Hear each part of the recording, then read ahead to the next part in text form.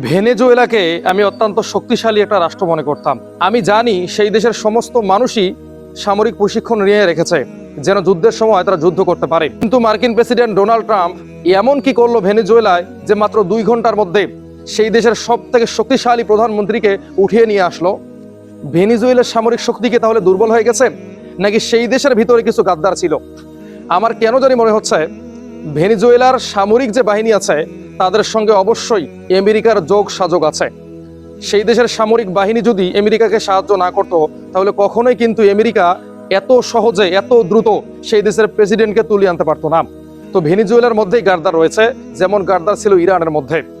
ভেনেজুয়েলার এই ঘটনা হওয়ার পরে আমি একেবারে চোখ বন্ধ করে বলতে পারি পরবর্তী টার্গেট হচ্ছে ইরান।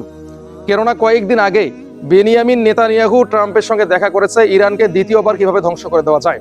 তো ভেনেজুয়েলার কাজ তো শেষ আমেরিকার, এখন তাদের পুরোপুরি মনোযোগ ইরানের উপর।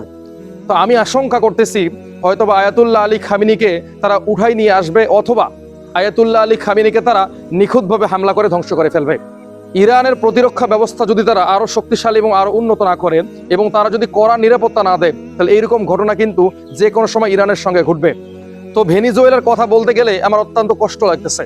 এত শক্তিশালী দেশ, এত বড় সেনাবাহিনী, এত শক্তিশালী আকাশ প্রতিরক্ষা ব্যবস্থা, তারপরও কিভাবে ভেনেজুয়েলার মতো একটা দেশের প্রধানমন্ত্রীকে তুলে নিয়ে আসলো, এটা এখন বিশ্ব দরবারে ঘুরপাক খাচ্ছে।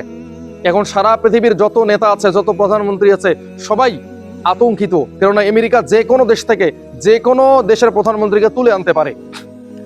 আমেরিকা শান্তিতে নোবেল চেয়েছিল, সে বারবার বলেছিল যে আমি বিভিন্ন দেশের যুদ্ধ থামিয়েছি, আমাকে নোবেল দেন। অথচ আমেরিকা 1 বছর হয় ক্ষমতায় এসেছে, অলরেডি 11 থেকে 12টা দেশে হামলা চালিয়েছে।